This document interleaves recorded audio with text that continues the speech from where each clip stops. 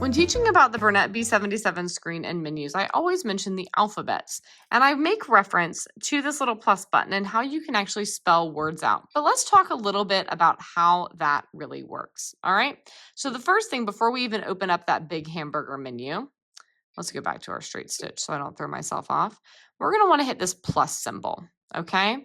And what that's gonna tell the machine is that we're about to put together a string of stitches, and we want to be able to put them all in a row. So notice how this preview bar opened that wasn't opened earlier. All right, so I'm going to type my name,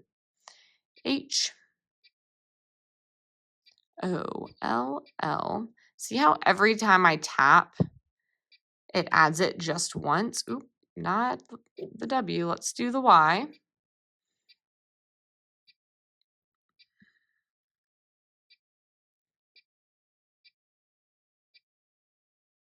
So instead of when I tap this, doing a whole string of N's or a whole string of E's, by having hit that plus symbol before I opened up the menu, I gave myself the option of spelling out a whole word.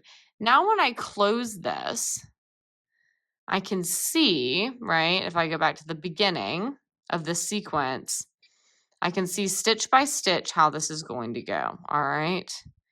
All 9 stitches.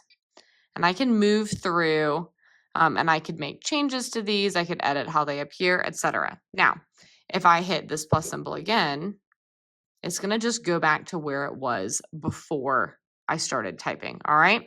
When you have something all spelled out, just know that when you stitch it, when it hits the end, if you don't stop sewing, it will start over. All right. So it goes in that order, but it will repeat that order over and over again. So there is the briefest of introductions to how this alphabet menu works so that you can start spelling things out on your bernette b77 sewing machine. This is perfect for quilt labels, for adding a little personalized touch, signing your name at the bottom of something, etc.